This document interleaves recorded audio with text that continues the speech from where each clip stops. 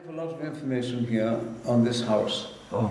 And it's very good you come, because it makes me think again about that time, and in particular what was important. And essentially, I have engineering background as an engineer, and so the structure is the most important thing. For me, the most important thing in architecture, out of the structure. So there's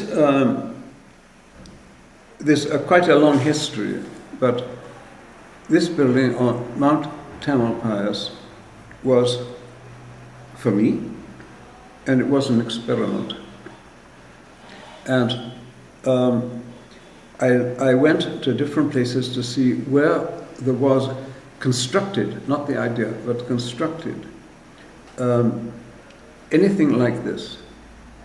I went to the best, I think the best engineer in the world at that time, who was Arab. Have you heard of Arab?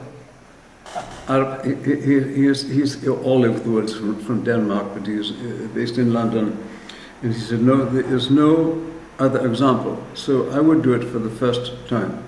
In Chicago, I got to know Mies van der Rohe. Yeah, I know. Yeah. And it was with Mies van der Rohe that I understand this, the discipline, the great discipline of structure. And the important thing here was, what is the simplest thing you can do? Yeah. You know? And what is the minimum amount of support that you can have? There's a challenge, an understanding, and a philosophy. Do you know about pre-tensioned concrete? Yeah, I know a little bit, yeah. Do you have a little engineering background? Yeah. You have a little bit, yeah. Huh? Because this comes out of this really basic theory, three things. And originally, I must say this, it comes from my relationship with Mies van der Rohe in Chicago, the thinking, not exactly the format, but the thinking. And we say that architecture begins with space and structure. And then come the other things. But one thing was very, very interesting right away for me was, if you have a beam, where do you put the points of support?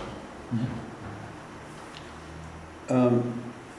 If these points of support are out on the edge, the deflection will be something like that. If they are in a certain amount, the deflection will be like that.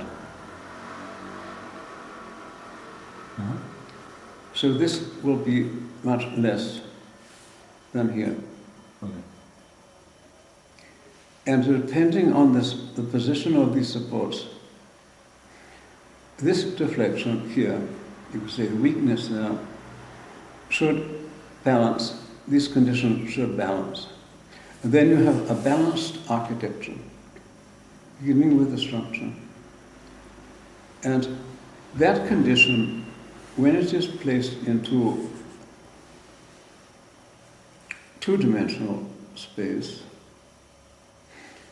and this is one roof, called a pavilion. Yeah.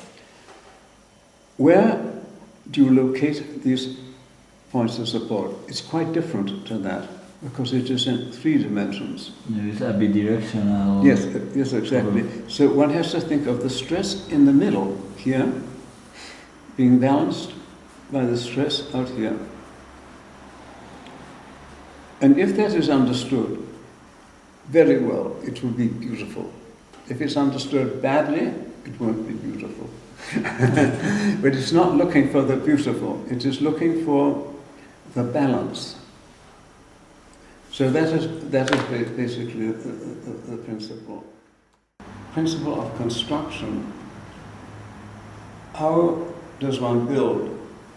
And either with the steel or with the concrete, And if it is concrete, if it's steel, you know, the neutral axis, we have the stress which goes like this, in which if it's a beam, this is tension, and this is compression. And if it is a cantilever, like this, it reverses. This is the tension and this is the compression. That principle, then in the concrete, we get this is in compression, and we look for tension, some tension. And that is in this area, but when it comes to this area here, it's reversed.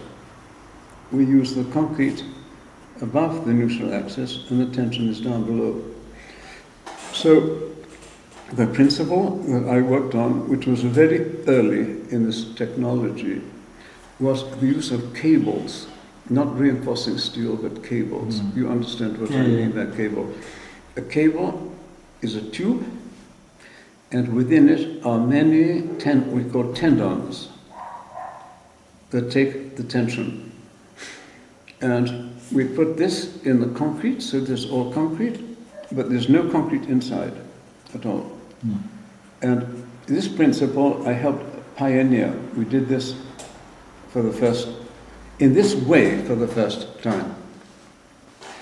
And so we're going to use, when it is in a condition, and this is a condition central, the cable is going to be down below, and when we go into the condition on the end, here or in the cantilever area, it's going to be on top. So we have a condition in which the cable is going to be making some kind of pass. And we do this, or we found a way of doing this with a pipe, if you like, a flexible pipe, and inside having many high tension steel members like this. And so we place the concrete, and with very little reinforcing steel, some for temperature only, and then we pull on these cables. And that was the